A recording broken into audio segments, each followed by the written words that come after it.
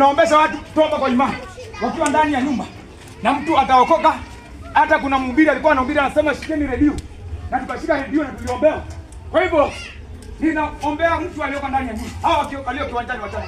Ninaombea mtu aliyo pale ndani ya nyumba afikie kuokoka. Sema Bwana Yesu, niko mahali hapa, nimesikia habari njema ya kwamba unaokoa. Kuta jina langu kwenye kitabu cha hukumu, niandike kwenye kitabu cha uzima wa milele. Asante Bwana Yesu kwa kuniokoa. Asante Bwana Yesu kwa kuniweka huru. Kwa jina la Yesu nimeokoka. Nimeomba na ninaamini nimeokoka. Amen. Kama umeokoka tunaokokanga hivyo hivyo. Kama umerudia maombi. Fungeni macho. Baba, ni katika jina la Yesu Kristo. Si ndio huyu? Ulitutuma Baba kwa ajili ya Bwana. Wewe uongei na watu ila unaongeanga na mtu. Uliongea na mimi nikaokoka peke yangu katika crusade ya watu wengi. Sasa huyu umemuokoa mbele ya watu wengi.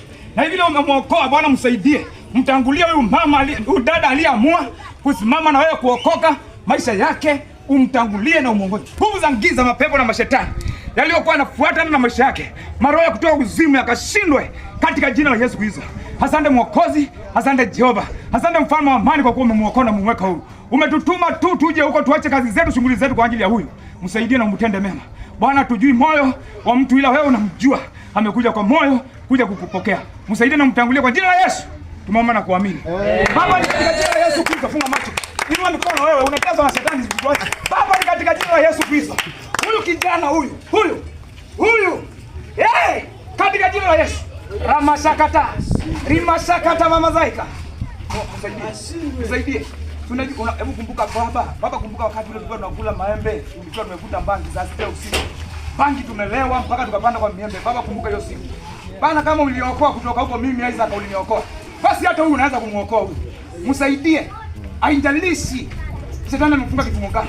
Na mnasua katika jina la Yesu Kristo. Sema niko huru. Sema niko huru. Sema niko huru. Mfungua na umweka huru katika jina la Yesu Kristo. Asante ni kwa kuwa Bwana Roho ametuleta huku tuje kuokoa hii nafsi. Asante Mwokozi, asante kwa hao wote. Kwanza weka mikono chini, wewe umeokoka. Baba, ni katika jina la Yesu Kristo. Asante Mwokozi. Asante Mfalme. Baba, tusaidie, zidi kuneemisha. Unaona hawa wote wametusikiliza Baba. Hawa wote.